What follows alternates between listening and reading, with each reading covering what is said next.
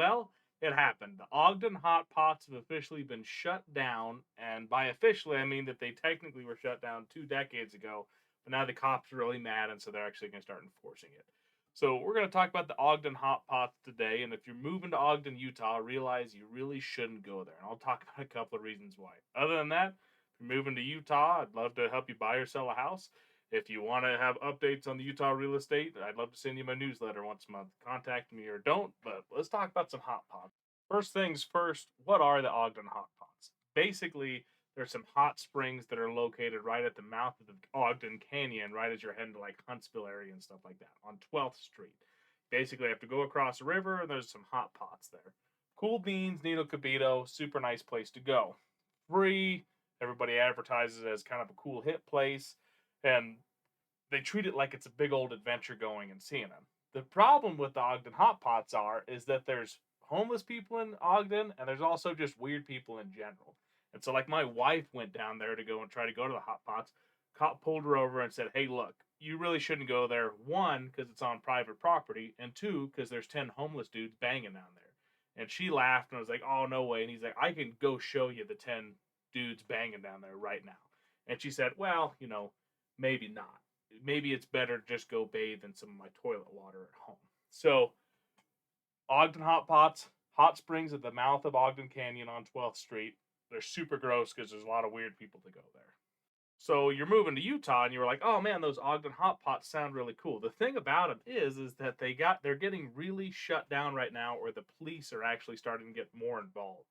Basically, the hot pots are on private property. You're not supposed to go in the hot pots because the private property owner doesn't want to have liability for it. All of those reasons. And so the police were like, "Hey, look, if you let us patrol this, if you give us the rights to go look at this property and make sure that people aren't trespassing, we'll do our best to keep people out of there." And a private property owner, I'm sure he was like, "Yeah, that would be great."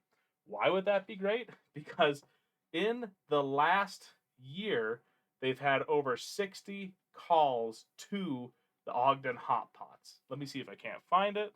Hasn't even been the last year. Over the last several months, we've just continued getting calls down there, said Lieutenant Colby Ryan.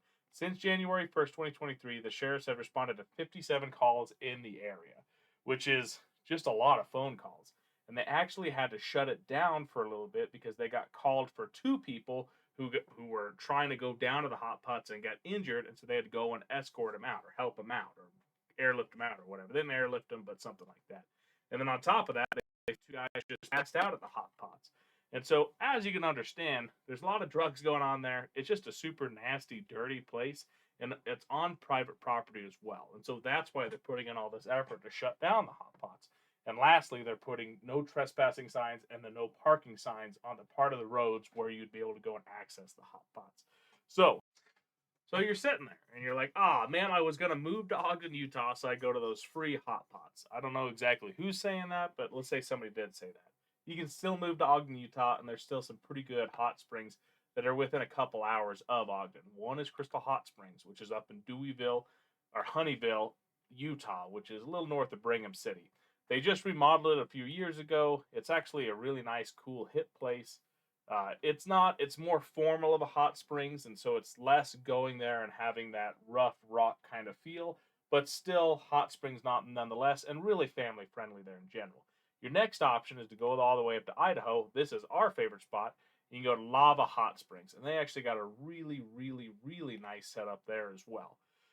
This is where we go. They got the coldest pools back here, which are like 104 degrees, and you got the hottest pools up here, which I think are like 110 or 115. I don't know. They're much warmer. And it's a super nice, easy place to go. You can bring your family there as well, although you don't see as many kids here. So I would say Lava Hot Springs, if you're looking for an adult experience where you go and sit and relax, you're more likely to get this here than Crystal. And also at Lava, you've got a whole street of a couple of bars. Well, one of them the roof fell in. And then on top of that, you got a couple of restaurants. So if you want an experience, if you want the hot springs experience, you can go there and you can walk to everywhere that you need to walk to. So don't feel like you shouldn't move to Ogden if you're worried about not having the Ogden, Utah hot springs experience, because you've got other options. So there you go. Just a quick update on the Ogden hot springs and the fact that they're getting shut down and why they're getting shut down.